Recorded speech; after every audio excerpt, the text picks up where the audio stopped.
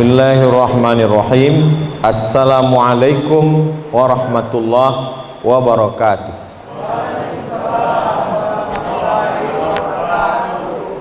Alhamdulillah, wassalatu wassalamu ala rasulillah wa ala alihi wa sahbihi wa man tabi'ahu wa mawalah. Tema besar kita siang ini, keyword kata kuncinya silaturahim. Saya awali dari sebelah kanan, Dr. Iswadi Muhammad Yazid, Ketua Majelis Ulama Indonesia Kabupaten Pelalawan. Saya kenal walaupun wajahnya ditutup masker, karena adik kelas saya di Mesir. Beliau 99, saya 98. Di sebelah beliau orang yang dipilih oleh seluruh Kabupaten Pelalawan untuk menjadi wakil di parlemen, memperjuangkan hak-hak rakyat. Beliau adalah Ketua DPRD Kabupaten Pelalawan. Di sebelah beliau Pak Zukri, kami terakhir kontak 4 tahun yang lalu. Beliau menelpon saya, kata beliau, saya punya TV di Pelalawan, saya mau ambil ceramah Ustadz, mau saya masukkan ke TV untuk dakwah. Saya bilang ambillah Pak, tapi sampai sekarang saya belum menonton TV-nya.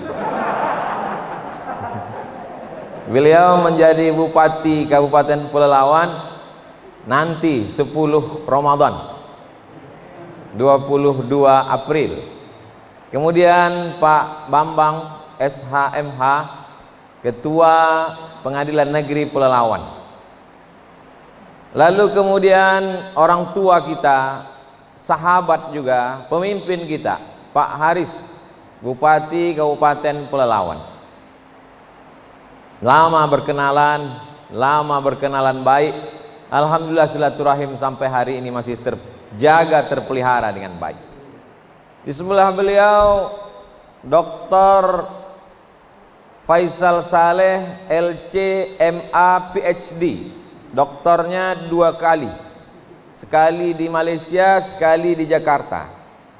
Saya kenal baik karena kakak kelas saya di Mesir. Beliau 97, saya 98. Sekarang sebagai Ketua Pengadilan Agama Kabupaten Pelalawan. Di sebelah beliau adalah orang-orang yang banyak cemas kalau dapat surat dari beliau, termasuk saya. Datang ke kantor pajak, katanya ceramah saya mau dipajak juga. Saya jelaskan, Pak, semua ceramah saya YouTube itu habis semua untuk beli beras fakir miskin. Kalau Bapak tak percaya, nih bukti transfernya. Lalu kemudian kata orang pajak, sebelum beli beras kan Bapak pegang dulu duitnya, tetap kena pajak juga. Setelah itu saya buat iklan bersama orang pajak. Hari gini tidak bayar pajak, apa kata dunia? Tapi itu kantor pajak yang di Pekanbaru. Yang di Pelalawan tidak setegas itu. Di sebelah beliau Pak Tarigan. 2 hari yang lalu saya ke Kabupaten Dairi di Sidikalang. Dari Sidikalang kami lanjutkan ke 3 Binanga, menginap 1 malam di 3 Beringin, berziarah ke makam Syekh Sulaiman Tarigan. Hari ini berjumpa dengan Pak Tarigan di Kabupaten Pelalawan. Lalu kemudian di bawah sana saya lihat ada Al-Mukarram Ustadz Edi Amran LCMA, Ketua Badan Amil Zakat Nasional Kabupaten Pelalawan. Beliau bersahabat dengan saya sudah masuk 23 tahun. Beliau senior saya di Kairo. Beliau angkatan 97, saya 98. Kemudian juga ada di dekat beliau itu saya lihat orang yang paling berkesan dengan saya, karena pernah dulu menugaskan saya ceramah menelusuri Sungai Kampar sampai ke Penyalai. Satu hari 6 titik pengajian selama 6 hari 36. Sampai Pak Wakil Bupati waktu itu bertanya, Ustadz sanggup tak ngisi jadwal nih? Saya bilang kalau saya sehat saya lanjutkan Pak, kalau saya sakit kita ganti Ustadz lain. Itulah dia Pak Sekda. Saya sebenarnya mau menyampaikan kepada semua jamaah, kita mesti kenal orang dengan baik, kita mesti kenang kebaikannya. Sebanyak-banyaknya tulang masih ada dagingnya, sebanyak-banyaknya daging masih ada tulangnya. Memang itulah sifat manusia ini. Bagi yang susah menangkap peribahasa itu, saya kira yang makan pakai ikan tadi tahu itu. Artinya kita pandang baik. Bahkan orang meninggal itu pun kata Nabi, uzkuru mahasina mautakum, sebut kebaikannya. Tapi saya tentu tak dapat menyebut mengingat semua. Saya mohon maaf, yang saya sebutkan tidak berarti mengurangi kemuliaan yang tak saya sebutkan. Insya Allah semuanya dimuliakan Allah Subhanahu wa Ta'ala. Hari ini tanggal 10 Sya'ban, begitu menurut janji dengan Allah bahwa Abdul Somad 10 Sya'ban kau sedang berada di ruang sidang terbuka. Dari mana Ustaz tahu? Ada tulisannya di pintu. Baru saya paham, lama juga saya dari, rupanya kalau pintunya dibuka sidang terbuka namanya, kalau ditutup sidang tertutup. Alhamdulillah, saya senang sekali diberikan kehormatan bisa berjumpa di hari baik, bulan baik. Saya bersilaturahim ke rumah jamaah di Jalan Karyawan, Pekanbaru. Lalu kemudian dia kasih saya selebaran kertas. Coba Ustadz baca, bagus ini kata dia. Saya baca. Di situ diceritakan kita makan apel. Apel Pak Ustadz, terserahlah mau apel mau apel. Apel itu tidak berulat. Ternyata dia tidak berulat karena disemprot pestisida. Pestisida dicuci dengan sabun tidak mati. Ketika pestisida masuk ke dalam badan kita, semua yang tidak bisa diolah oleh badan, maka dia akan menggumpal menjadi cancer. Tulisannya CANCER. Orang barat menyebutnya cancer, orang kita menyebutnya kanker. Sama seperti sampah plastik yang tidak bisa diolah oleh tanah, maka dia jadi sampah menumpuk, itulah dia menjadi kanker. Lalu kemudian ketika kita makan berlebih dari kebutuhan tubuh, kalori yang kita perlukan misalnya 2000, tiba-tiba kita makan 2500, menumpuk dia. Maka bagaimana cara menghilangkannya? Di selebaran itu kata dia, orang barat menemukan satu teori namanya fasting terapi. Terapi fasting, cara menghancurkan sampah dalam tubuh dan kelebihan kolesterol, minyak dan lain sebagainya. Caranya adalah dengan tidak makan selama 8 hari dalam sebulan dan 1 bulan dalam setahun. Yang punya teori itu bukan orang Islam, dari Amerika. Ketika membaca itu saya langsung berkata, subhanallah, masya Allah, 8 hari tak boleh makan dalam sebulan. Senin, Kamis, Senin, Kamis, Senin, Kamis, Senin, Kamis. 1 bulan dalam setahun, pas puasa Ramadan. Janji Allah, sanurihim ayatina, aku akan tunjukkan tanda-tanda kebesaranku melalui Muhammad sallallahu alaihi wasallam. Jadi orang barat menerima kebenaran Islam bukan dengan cara kita ledakkan kedutaan Amerika, bukan dengan menghancurkan, memusuhi, tapi menyebarkan ilmu pengetahuan. Ternyata yang dibawa oleh Nabi 14 abad yang lalu sekarang dilaksanakan orang. Ketika saya lulus CPNS, maka mesti mengurus surat medical check up dari Rumah Sakit Arifin Ahmad. Apa kata orang rumah sakit? Ustadz besok medical check up, datang kemari, jangan sarapan pagi, jangan minum teh, jangan makan lontong sayur katupek gulai paku. Karena Ustadz mau cek darah, darah Ustadz mesti bersih. Lalu saya katakan, apa hubungannya dengan makanan? Kalau Ustadz makan, darah Ustadz tidak bersih. Oh, ternyata mau membersihkan tubuh, darah adalah dengan menahan makan. Orang barat menyebutnya fasting terapi, Islam menyebutnya siam, kita menyebutnya puasa. Ayatnya dibacakan oleh Qori kita tadi. Ustadz bicara puasa-puasa, Ustadz sendiri tak puasa. Saya karena diundang Pak Ketua. Banyak jamaah husnuzon dengan saya, ditengoknya badan saya kurus, katanya saya banyak puasa. Enggak. Saya besok pagi tidak puasa lagi, karena besok saya di Padang. Jadi besok kalau ditanya, Ustadz puasa besok? Saya bilang saya musafir. Tapi jamaah khususnya yang perempuan, pesan pertama yang ingin saya sampaikan di bulan Sya'ban ini, mesti puasa. Karena tentu bulan Ramadan yang lalu ibu-ibu tidak puasa 7 hari. Lalu kemudian mau diganti di bulan Syawal, tidak bisa karena banyak kali kuih hari raya. Mau diganti di bulan Zulhijjah, batal juga karena daging kurban banyak sampai kulkas itu tak bisa ditutup pintunya. Mau diganti di bulan berikutnya, jamaah haji pula pulang. Akhirnya besok-besok inilah masa terakhir, gantilah puasa yang tinggal kemarin. Caranya biar supaya sekali dayung 2-3 pulau terlampaui, puasa saja hari Kamis besok, niatnya niat mengganti.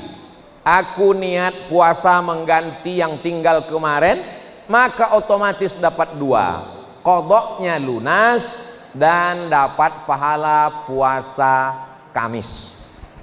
Itulah untungnya ibu-ibu kalau suaminya ngaji. Maka nanti suami-suami yang udah mendengar ini pulang diingatkan istrinya, kau puasa, utang kau kemarin 7 hari kan? Abang 10 kata istrinya. Itulah untungnya kalau di kantor itu ada pengajian, jadi diingatkannya nanti ke rumah. Tapi kalaulah suami ibu itu Fir'aun,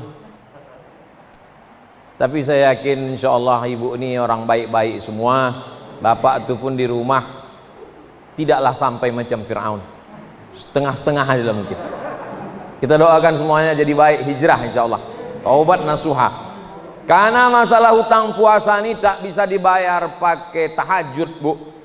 Man mata, siapa yang mati wa alaihi siyamun, punya hutang puasa, soma anhu waliyuhu, ahli warisnya wajib menggantikan puasanya.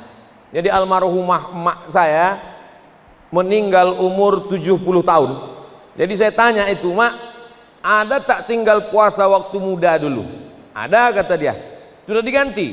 Sudah. Gimana cara menggantinya? Aku puasa setiap Senin Kamis. Dan beliau meninggal hari Senin habis makan sahur, umur 70. Meninggal hari Senin tanggal 18 Maret 2019, 2 tahun genap, habis makan sahur. Ditontonnya video saya waktu itu saya sedang di Madura. Habis itu dia berwudu, sakit kepalanya, meninggal dalam keadaan puasa sunat hari Senin. Tapi saya husnuzan yakin utang puasanya sudah lunas.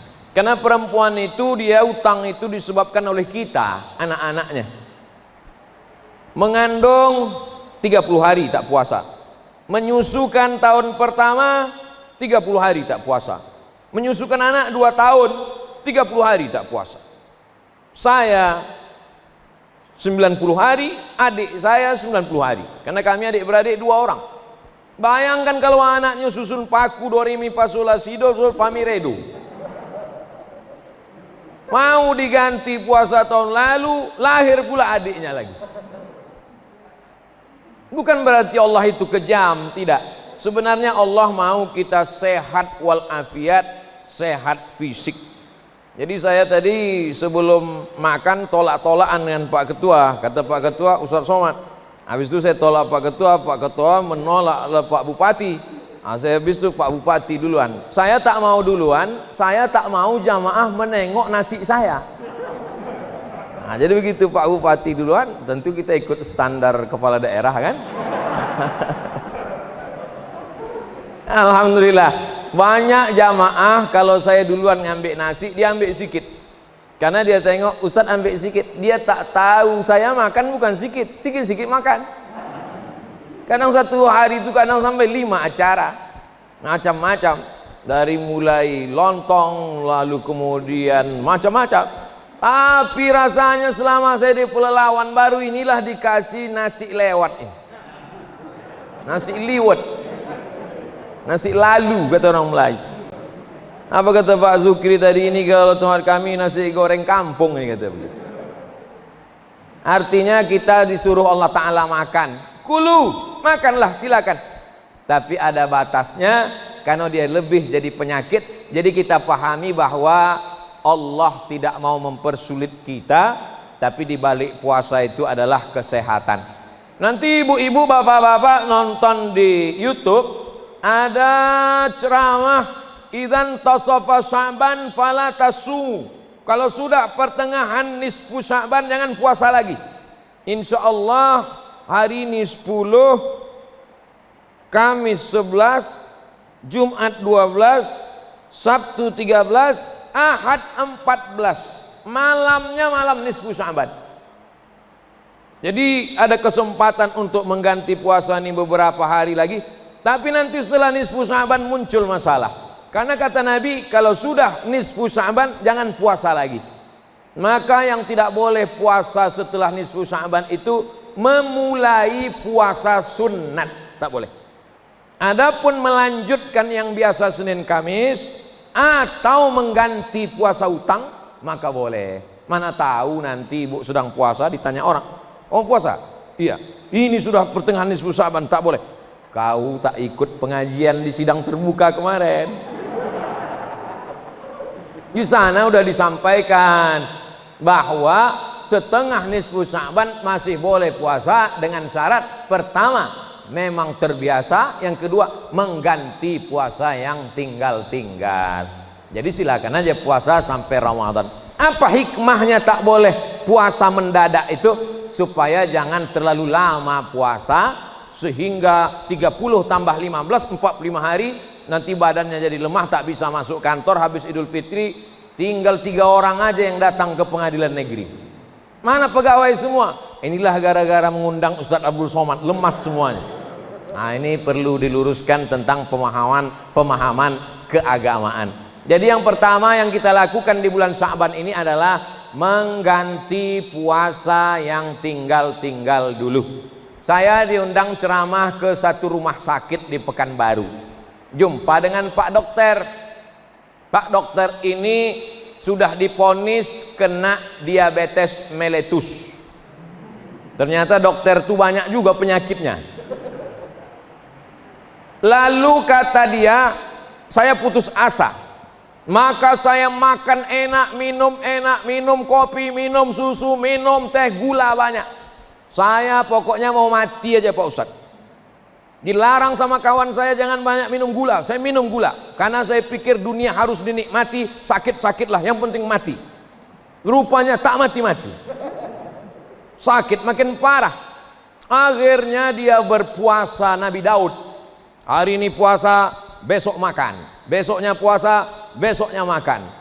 Alhamdulillah sekarang sembuh dari penyakit diabetes. Nama dan nomor bisa kita hubungi nanti. Jadi puasa jangan jadikan beban, puasa terapi. Tapi jangan gara-gara puasa ini kesehatan lalu niat puasa kita berubah. Nama itu somawadin untuk obat diabetes. Niatnya tetap lillahi ta'ala. Adapun diabetes, kolesterol itu adalah bonus dari Allah Subhanahu wa ta'ala. Jadi saya mau mengajak kita membuka pandangan, jangan sampai kita stagnan, kita menganggap puasa adalah beban, ini berat sekali agama ini. Tidak, Allah ingin kita sehat, Allah ingin kita sembuh dengan melaksanakan. Puasa yang paling banyak adalah puasa Nabi Daud. Orang barat menyebutnya King David. Dalam Al-Quran disebut Daud. Nabi Daud punya anak raja juga, nabi, namanya Sulaiman. Orang barat menyebutnya King Solomon. Sampai ke Yogyakarta jadi Sleman. Maka mereka raja-raja hebat, tapi puasanya hebat. Nabi Daud berpuasa sebulan 15 hari, padahal dia punya kekuasaan dari mulai sungai Nil sampai ke sungai Efrat. Artinya apa? Seandainya dia hanya seorang ulama, puasanya banyak, maklum. Tapi dia pimpinan negara, berkuasa dari 2 sungai, tapi puasanya tetap 15 hari dalam sebulan. Dan Nabi Daud itu, mohon maaf ibu-ibu jangan tersinggung, Nabi Daud itu istrinya 100. Jadi kalau ada orang istrinya 1, jabatannya RT, tidak puasa sunat, ini nanti di akhirat Nabi Daud senyum-senyum sama dia. Kenapalah kau tak puasa, kata Nabi Daud. Oleh sebab itu maka poin pertama yang ingin saya sampaikan, ganti puasa yang lalu. Adapun bapak-bapak yang tak punya utang, puasa sunat saja karena manfaatnya luar biasa. Yang kedua, innallaha la yattali'u ala jami'i khalqihi lailatan nisfi min Sya'ban. Malam nisfu Sya'ban, malam nanti Ahad, malam Senin, Allah memberikan perhatian khusus kepada seluruh penduduk bumi, semua makhluk. Fayaghfiru li jami'i khalqihi, semua makhluk diampunkan Allah SWT. Illa, kecuali 2 orang. Ada 2 yang tak dapat ampunan Allah. Yang pertama musyrik, yang tidak menyembah Allah, masih menyembah pokok kayu, masih menyembah hantu, masih menyembah jin, menyembah Allah. Lalu kemudian yang kedua adalah musyahid, orang yang belum berdamai dengan kawan sekantor, tetangga, kawan, sahabat. Tadi saya dijemput di acara bedah buku pagi tadi, datanglah Pak Ketua PN menjemput. Saya sebenarnya mau ngasih tahu bahwa saya ceramah di PN ini dijemput. Kadang di tempat lain tuh kita ceramah datang tak dijemput, balik tak diantar. Dijemput Pak PN, lalu di jalan apa kata Pak Ketua? Ustadz Somad, nanti yang kami undang Pak Bupati 2 orang. Beliau cerita ngundang Bupati 2 orang, saya yang cemas. Dalam hati saya, kalau sempatlah 2-2 ini tak datang, saya yang malu ke beliau. Kita sebagai orang Riau, beliau bertugas 2 tahun di tempat kita, tiba-tiba diundangnya tak datang. Berarti kegagalan Ustadz, kegagalan umat. Dalam hati saya, mudah-mudahan datang Pak Aris dengan Pak Zukri. Sampai jumpa Pak Aris di bawah. Rencana tadi mau makan langsung. Kata Pak Aris, saya sholat dulu. Kan tak mungkin kami makan beliau sholat. Saya bilang, kita sholat juga lah Pak. Sampai di dalam, rupanya Pak Zukri udah saya tengok duduk. Sholatlah saya. Saya tengok ada baju putih, ada baju merah, ada baju kuning. Bajunya boleh macam-macam, yang penting masih pakai baju. Kalau yang baju kuning, baju merah, baju putih ini berkelahi, maka yang ketawa adalah yang tak berbaju, yang tak bercelana. Alhamdulillah, lega saya, tenang saya. Kenapa? Menjadi contoh suri tauladan. Ini direkam. Semua menonton se-Indonesia. Saudara-saudara kita yang bekerja di luar negeri menjadi pahlawan devisa menonton bahwa di hadapan Abdul Somad ada 2 bupati yang duduk bersama. Siapa yang tak bangga? Ditonton ini melalui channel Ustadz Abdul Somad Official. Jangan lupa subscribe, like, and share. Insyaallah, andailah tadi tak datang mereka berdua ini, mungkin ceramah saya sudah lain judulnya. Bapak Ibu yang dimuliakan Allah Subhanahu wa taala, poin yang kedua adalah malam nisfu Sya'ban menjadi keberkahan, maka hidupkanlah malam itu dengan banyak-banyak sholat sunnat. Habis Isya, usahakan cepat tidur biar supaya cepat bangun tahajud malam. Kalau mata tak bisa tidur, tak apa-apa makan antimo, tapi jangan sampai 2 papan, seminggu baru bangun. Bangun malam yang pertama kali sholat sunat wudu, usolli sunnatal wudu raka'atain lillahi ta'ala. Habis itu sholat sunat taubat. Habis itu sholat sunat tahajud 8 rakaat. Habis itu sholat sunat hajat, mintakan hajat-hajat yang baik. Habis itu sholat sunat witir. Habis itu baca yasin. Sekali bagus, 3 kali lebih bagus. Setelah itu beristighfar, bersolawat, tertidur. Jangan pula gara-gara tahajud nih sampai sembahyang subuh jam 7. Nah, ini pun tak betul. Mesti ada skala prioritas. Yang penting malam itu nanti hidupkan dengan ibadah. Zikir bagus, solawat bagus, istighfar bagus, la ilaha illallah bagus, subhanallah bagus, solat sunat bagus. Saya tak bisa solat sunat Pak Ustadz. Kalau berdiri lutut saya sakit. Duduk baca Quran.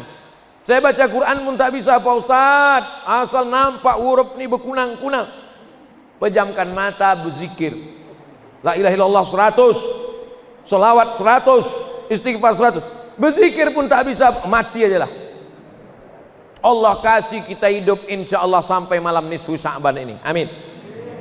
Adapun masjid yang membuat ramai-ramai, maka saya sangat mengapresiasi masjid yang membuat ramai, karena itu juga tradisi salafus saleh. Ada tabi'in namanya Imam Makhul, malam nisfu Sya'ban mereka ke masjid pakai jubah, pakai celak, menyalakan bukhur harum-haruman, mereka berzikir ramai-ramai.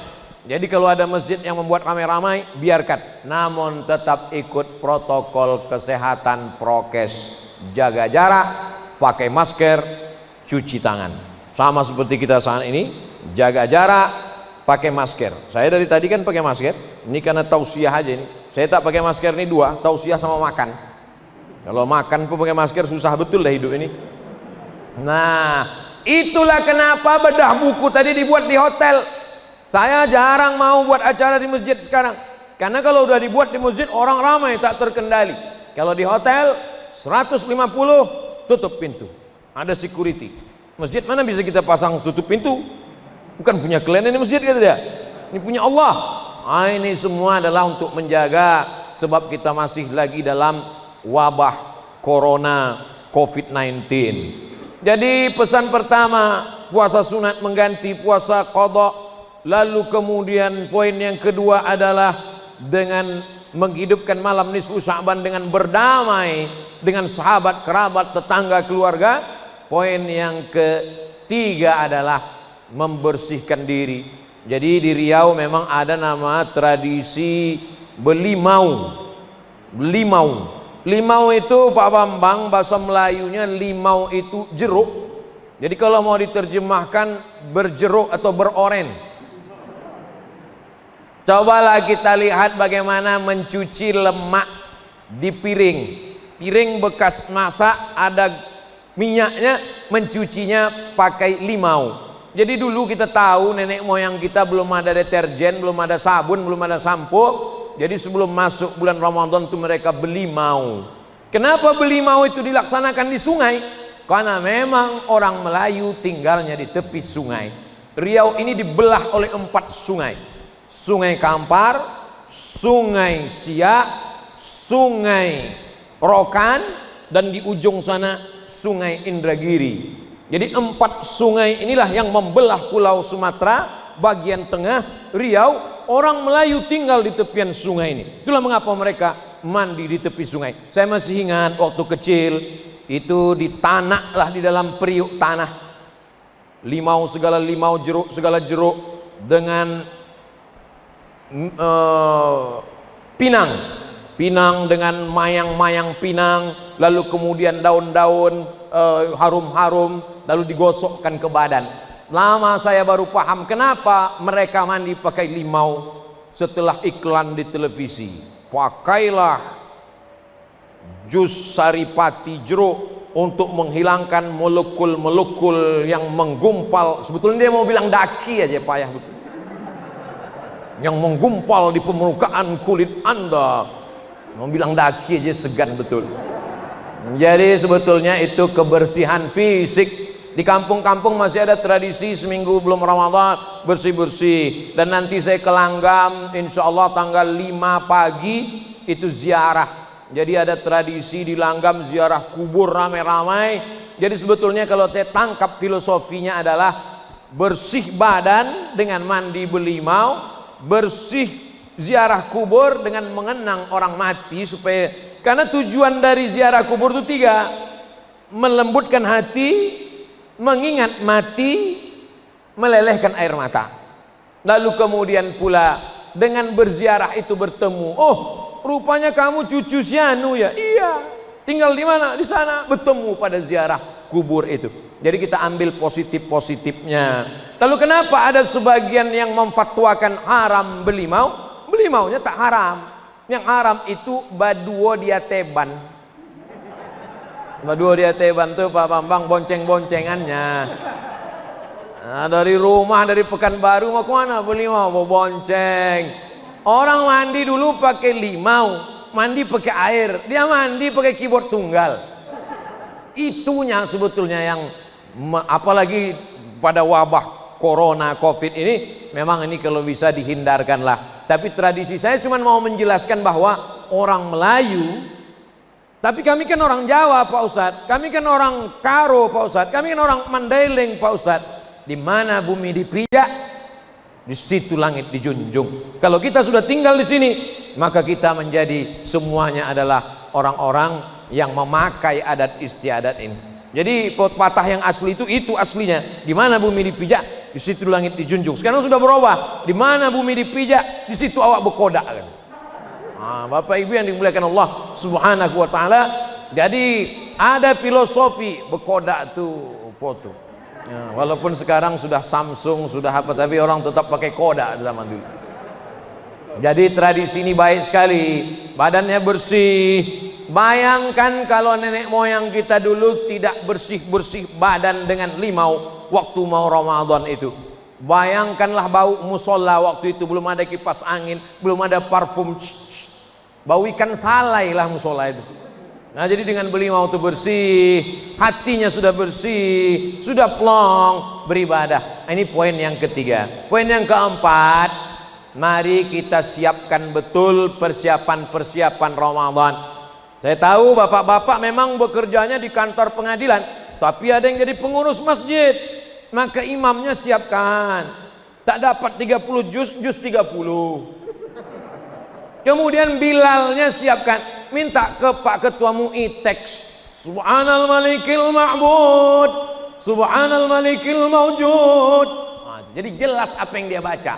Sekarang masih ingat saya beberapa tahun yang lalu, tak jelas entah apa yang dibaca Bilal itu. Allah Ma'bud, Allah Ma'bud. Imamnya lambat, makmumnya cabut. Jelas ya selawat. Allahumma salli ala Sayyidina Muhammad. Allahumma salli wa sallim wa barik alaih. Nah, itu ada teksnya. Minta ke Pak Ketua MUI, disebar ke kecamatan, dilaminating. Karena kadang tak dilaminating, kertas aja disebar. Malam ini dilipat, malam kedua dilipat, malam keempat dilipat, malam kelima tulisannya hilang, tinggal lipatannya aja lagi. Nah ini semua nampaknya sepele, remeh-temeh, tapi ini penting. Belanja banyak-banyak, beli beras. Untuk apa kita banyak-banyak masak bulan Ramadan? Ramadan kan bulan untuk bagaimana kita menjaga makan supaya dikit Pak Ustadz. Kalau masak kolak istri, suami, anak, keponakan, masaklah 10 porsi. Oh, mubazir banyak-banyak Pak Ustaz. Antar ke masjid. Di sana ada anak yatim, ada fakir miskin, ada mahasiswa yang datang dari jauh belajar, ada saudara-saudara kita musafir, berbagi makanan. Belanja. Saya sudah belanja tadi, belanja kurma untuk buka puasa di Basmat. Badan Amil Zakat Mat Basmat 2 Pangkalan Kerinci. Jangan kemana-mana. Diajak tadi buat iklan. Saya ini kan kemana-mana iklan-iklan terus. Tapi saya tak ada royalti, nah. Itu murni keuntungan dari belanja di Basmat itu untuk fakir miskin. Karena Basmat itu ownernya adalah Basnas, Badan Amil Zakat Nasional. Jadi beli beras sana banyak-banyak, beli beras, beli kurma, beli macam-macam, maka keuntungannya alhamdulillah. Dulu beberapa tahun yang lalu Basmat 1, sekarang sudah Basmat 2, nanti insya Allah akan dibuka di sore Basmat 3. Kita berdoa sebelum Abdul Somad meninggal ada 1000 Basmat di Riau insya Allah. Begitu cara nawar umur sama Allah. Jadi pas kita mau mati ditanya malaikat, ya Allah ini dia kita matikan sekarang, Basmat udah berapa sekarang? Baru 800, kita genapkan 1000. Bapak Ibu yang dimuliakan Allah Subhanahu wa taala, saya Ustadz Edi Amran, Ustadz Faisal Saleh, Ustadz Iswadi Yazid, saya tak tahu mereka, tapi kalau saya 4 kali Ramadan di Mesir itu tidak pernah buka puasa masak. Terus dari mana? Gratis. Jam 6 sore duduklah kami di meja. Jangan sangka karena gratis makanannya remeh-temeh kecil. Orang Mesir itu kalau motong ayam cuma 2 kali potong aja. 1, 2, 1/4. Bukan macam tempat kita hancur ayam tuh. Namanya pun tertulis depan, cincang. Sana ayam tuh cuma 2 kali potong. 1, 2. Cuma memang lidah kita tak sesuai, dia anyep, tak pedas. Jadi kalau sudah mau pergi ke meja makanan gratis itu, di kantong-kantong mahasiswa itu pasti sambal. Mereka tak mau cerita itu, mereka kan sedang menjaga wibawanya.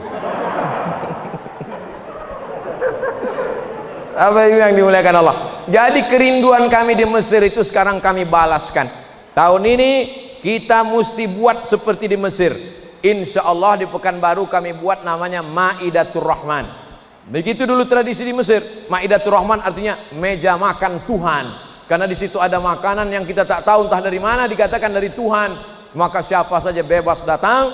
Tanggal 13 April puasa hari pertama, berbuka puasa bersama Ustadz Abdul Somad di Masjid apa namanya Ustadz? Masjid Al-Ikhlas Simpang Bingung. Yang selama ini orang asal sampai ke Simpang tuh bingung, insya Allah Ramadan ini tak lagi bingung. Dari Pekanbaru belok kiri, dari luar Pekanbaru belok kanan, masuk setelah kantor camat, kita akan buka bersama. Bagi yang ingin support, kirim transfer ke nomor rekening berikut ini. Nanti potong kita masukkan ke Instagram Abdul Somad yang followernya 4 juta berapa itu. Bapak Ibu yang dimuliakan Allah Subhanahu wa taala. Yang terakhir, poin yang kelima, mari kita saling mendoakan supaya kita tetap menjaga integritas. Integritas ini penting sekali Bapak Ibu. Saya datang ke pengadilan negeri itu ngeri-ngeri sedap juga itu, karena nanti bisa jadi orang menulis Abdul Somad disidangkan di pengadilan negeri. Tapi insya Allah sampai hari ini saya tidak mengatakan saya malaikat, tapi saya juga tidak mengatakan saya setan. Kita ini antara dua, antara malaikat dan setan. Kalau ada temanmu baik terus, berarti dia malaikat. Kalau ada dia jahat terus, kita ini selalu mendapatkan bisikan-bisikan. Lalu dengan puasa kita sedang self control diri sendiri. Kalau takut dikontrol atasan, atasan akan keluar kota. Takut dikontrol CCTV, kabelnya digigit tikus. Maka kontrol yang paling hebat adalah kontrol Tuhan, Allah Subhanahu wa taala. Maka ketika kita sedang haus-hausnya jam 2 siang, masuk ke toilet musola PN Pengadilan Negeri Pelalawan, tutup pintu, kunci, tidak akan ada yang tahu kalau kita minum. Jangankan 1 teguk, 1 bak itu kita minum, tak ada yang tahu. Masukkan kepala ke dalam, telan agak setengah bak, pas mau keluar keringkan bibir, merengkan kepala. Udah itu agak-agak lemas sedikit, panas betul hari ini ya. Tak ada yang tahu. Tapi hati kecil kita berkata bahwa kau sedang berdusta, kau sedang bohong. Makanya orang kalau sedang puasa, kalau ada orang yang nelpon dia ngajak cerita, gimana kabarnya si anu gini, jangan cerita aib orang lain, saya sedang puasa, nanti habis maghrib kita lanjutkan. Ini yang jadi masalah. Integritas kita hanya sampai azan maghrib, integritas kita hanya di Ramadan. Kita mau integritas berkekalan, itu yang disebut dengan istiqomah. Mudah-mudahan kita saling mendoakan. Abdul Somad juga tak ada jaminan, maka doakan Abdul Somad supaya istiqomah dan mati husnul khatimah. Saya awali tadi jam 1.15, sekarang jam 2, 45 menit kita bersama. Semoga kebersamaan 45 menit ini menjadi catatan amal soleh insyaallah. Amin ya rabbal alamin. Ala hadhihi niyyah al-Fatihah. A'udzu billahi minasy syaithanir rajim. Bismillahirrahmanirrahim. Alhamdulillahi rabbil alamin. Ar-Rahmanir Rahim. Maliki yaumiddin. Iyyaka na'budu wa iyyaka nasta'in. Ihdinas siratal mustaqim. Siratal ladzina an'amta 'alaihim ghairil maghdubi 'alaihim waladdallin. Amin. Rabbana ighfir lana dzunubana, ampunkan dosa kami, wali abaina ayah kami, wali ummahatina ibu kami, wali zurriyatina anak cucu keturunan kami, wali ikhwanina saudara-saudara kami, wali ashabina sahabat-sahabat kami, teman-teman kami, wali masyayikhina guru-guru kami, wali zu'amaina pemimpin-pemimpin kami. Ya Allah, wafiqna lima tuhibbuhu wa tardah. Tanamkan ridhamu dalam hati kami supaya kami beramal dengan cintamu dan hanya mengharapkan ridhamu. Allahumma khtim lana bi husnil khatimah. Tutup umur kami dengan husnul khatimah. Allahumma ja'al hadzal balada baladan amina. Jadikan negara kesatuan Republik Indonesia negeri yang aman, damai, terbuka pintu rezeki dari segala penjuru. Allahumma dafa'anna al-ghala wal waba wal fahsya wal riba waz zina wal munkar. Selamatkan negeri ini, bil khusus Kabupaten Pelalawan, dari malapetaka, bencana, musibah, riba, zina, perbuatan keji dan mungkar. Allahumma ja'al abna'ana, jadikan anak-anak kami minas salihin was salihat, menjadi anak-anak yang saleh, berbakti kepada orang tua, min muqimis salah, orang yang menegakkan salat, min hufazil Quran, menjadi penghafal Quran. Allahumma ja'al akhir kalamina, jadikan akhir kalam kami ketika malaikat maut mencabut nyawa kami, yang terakhir keluar la ilaha illallah Muhammadur Rasulullah sallallahu alaihi wasallam. Rabbana atina fid dunya hasanah wa fil akhirati hasanah wa qina adzabannar. Wa sallallahu ala sayidina Muhammad wa ala alihi wa sahbihi wasallam. Walhamdulillahi rabbil alamin. Saya ucapkan melaksanakan selamat menunaikan ibadah suci Ramadan. Terima kasih segala perhatian. Mohon maaf segala kesilapan dan kekhilafan. Wassalamualaikum warahmatullahi wabarakatuh.